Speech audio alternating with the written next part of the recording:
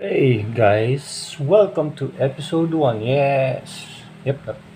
Episode 1 ng Pinoy Batman's Toy Review. Yep. Rebranding tayo guys. So, yung tandang Tagalog Toy Review, X na yan. Iwan na lang natin sa 2025 yan. And welcome to episode 1 of Pinoy Batman's Toy Review. Bakit nag-rebrand? Wala. Ayoko na sa mga tandang. Masyado silang na-empower tuwing binabanggit ko yung tandang Tagalog to review. So, Pinoy Batman tayo. Panindigan na natin. So, episode natin ngayon is brought to you by Patchy Toys. Si Sir Patrick. Very legit. At syempre, papahuli ba yung The Geek Portal PH. Very legit. Sa kanila nang galing yung toy na review natin ngayon. Hello kay Sir David Marlon John. And get well soon, Boss Mark Chua. Hello. Okay. Episode number 1, syempre. Dahil Pinoy Batman, what way than to review Batman? Dahil di naman masyadong gumagawa ng Batman toys si Todd. At kulang na kulang yung mga Batman toys niya. Batman ang i-review natin sa episode 1. Batman No Man's Land. McFarlane Digital Toys. So, obviously, pointing out the obvious, yung packaging ay iba. Yun, mayroon pa siyang ganito. Digital. Oh, okay. Yung kaya yun, pag in-scan to, digital collectible. Ba? So, yung bang, yun ba yung pinaka, niya? Yun ba yung pinaka dahilan niya kung bakit digital siya? Yun yung bentahe ba niya? Well, this is my first digital toy. So, titingnan natin, may hype ba to? Popular ba itong Batman No Man's Land? Alam ko ito yung yung nagkaroon ng earthquake sa Gotham. Tapos nakulong si Batman yata. Please correct me if I'm wrong kung mali. Pero yung pagkakaintindi ko yun yung Batman No Man's Land. So nakaano yung mga villains ni Batman. Okay, buksan na natin. Boxing. Natin kung at ito i-review natin siya. Okay. Siyempre, may pinagkaiba ba yung Pinoy Batman story review versus tandang? Masyado. Umaating ka mong shoutout lang sa mga Get Well Soon. Sa mga dati ko na sinashoutout. Christmas is just around the corner. Ayun. Try ko i-scan to. Tingnan natin kung anong kalalabasan. May not provide screenshots.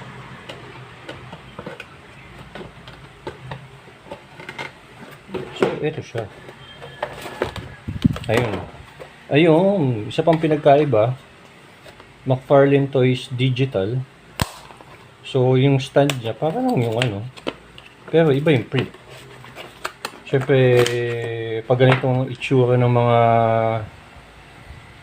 mga stand medyo, alam mo na, medyo pricey ng konti. But I got this very reasonable price. Yung natin to. Ano ba ito?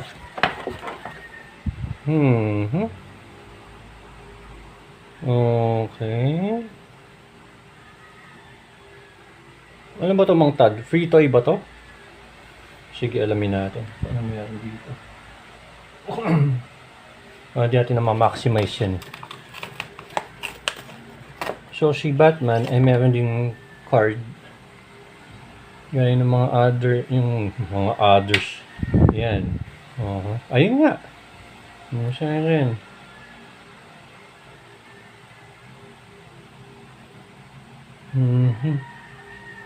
Nagkaroon nga ng earthquake. Mag-research tayo kung kumita ba yung... Pero alam ko yung comic, kumita siya. Okay. So, tatabi natin yung card na yun. Saka yun, i-research natin kung ano meron doon sa digital comics na yun.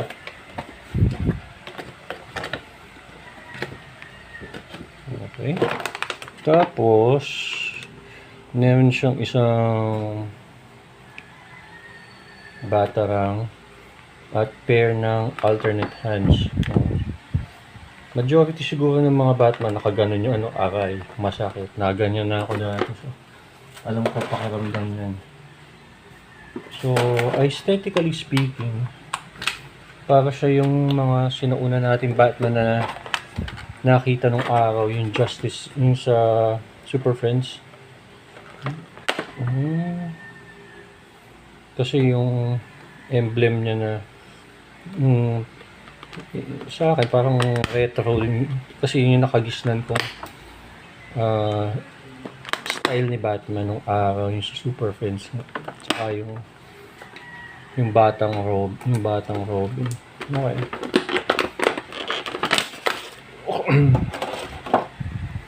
So, pointing out the obvious, itong hands niya, isa yung naka fist at isa yung holding hands para sa batarang. Meron siyang cloth cape, pero just to let you know, hindi siya wired. So, ang tanong, sinadya ba ito? Kasi parang may wire dapat ito, pero yung akin yata wala. So, ang tanong ko sa inyo, para doon sa mga nag-own na ng Batman No Man's Land na ganito, dapat ba may wire itong cape niya o wala? Okay. So, visually, aesthetically speaking, okay yung head sculpt ni Batman. Kasi iba-iba lagi yan eh. Depende doon sa comic na pinag-anuhan niya. And I can safely say, maayos yung head sculpt niya. Iba kasi masyadong matabado si Batman, napapasarap ng kain, Noche Buena. Yan, hashtag Noche Buena 500, yan. Okay. Maganda yung pagka-blue niya. Classic Batman, hindi siya masyadong malamyang blue. Alam mo, nagbubuhat si Kumag dito. Yun nga lang, yung dilaw niyang belt, masyadong madilaw. Parang nakikipaglaban siya dito. Nakikipaghabulan siya. Okay, sukatin natin tong si paring No Man's Land Batman. Tapos i-scale natin siya compare dun sa ano. Okay. Si paring No Man's Land Batman. Tingnan natin ito muna. Ang tanong ipapalit ko ba ito kay Year 1 Batman? Medyo nai-enjoy ko si Year 1 Batman kasi nga retro yung dating niya.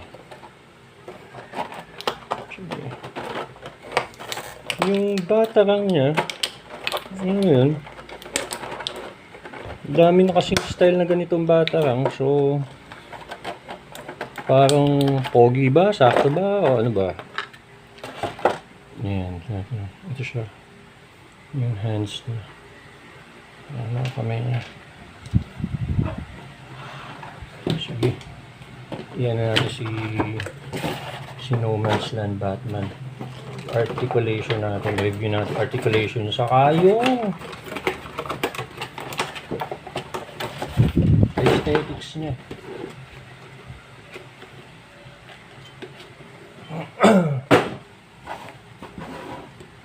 Okay, si Batman ay roughly 7.5 kasi nasama yung tenga niya. Tapos pag tinabi natin siya dun kay kay Year 1, ayan, napapasarap ang kain. Lumamang lang yung height ni No Man's Land Batman kasi nga mas pointy yung ears niya. Sabi sa'yo, saka nagjejeta tong si No Man's Land Batman. Siyempre, papa-approve natin kay Mrs. ko ano yung mas type niya. Okay, pag tinabi natin siya kay kung alin ang Mrs. Approve. Pag tinabi natin siya kay Killer Croc na alam na natin mega fig, very obvious yung scaling niya. Tapos ito, isa sa mga naging paborito ko, si Poging Superman. Ayan. Ito kasi comedy talaga. Ito medyo close to reality. So, try natin yung tingala niya is very good. Tingala. Yung yuko niya is maayos. Siyempre, nag-left to right naman siya. Wala namang problema. At nagti-360 pa, hindi ko nagagawin. Masasabi ko yung butterfly joint niya is maayos na maayos kasi nga kita mo pa lang yung articulation compared dito it's limited. Ayan o, limited siya dito talagang meron siyang 360 rotation. Ito at ito ay yan dito lang babawi. Ayan, pag ganyan toy na itsura niya. Ayan. Very retro yung dating niya. Tapos, ang ab crunch niya ay non-existent. Pero ang liad niya ay maayos. Maayos ang liad. Yung yuko ang problema. Waist, okay lang. Wala yung waist. Ito yung umiikot eh. Ito sa baba hindi. Parang fixed. Ang sipa ni Kumag abot hanggang doon. Doon. Back kick hindi dahil kung paano ginawa yung side is okay. Yung tuhod niya, ito maayos kumpara dun sa isa. At ito na perfect na nila to. Ito fan ako nito. Talagang naayos nila to. Ayan no. Yun nga lang pag nakaganyan. Yan. Diba? Halatang toy. Pero nitpicking na lang yan. Pag ginanyan mo, ayos. Palagay ko magugustuhan ng anak ko to. Yan. Tapos, pag ito nalagay dito. Ay, puto. Alam mo. Yan, no? Para sa mga Batman collectors yan. Ano masasabi nila? Kasi okay ito eh. Lagyan mo lang ng konting articulation na. Yan, hindi siya masyado mapanga. Ito. Siya papasap ng kain ito eh. Yan. Okay, so bat rating natin. Pinoy bat rating natin. Pwede. Kasi ewan ko ano to sa vehicles. May mga ideas ako. Teka. Natin. Diba? Pili ka. Ano mas maganda? Ito o ito? Yung mo po ito or ito? Parehos tayo. Na-jejeta si Batman. Okay. Pareho kami na misis ko. Medyo inclined pa din siya kay Year 1 Batman. Napapasarap ng kain Batman. Versus dito sa medyo lean, trimmed Batman. So, okay. Okay guys, welcome.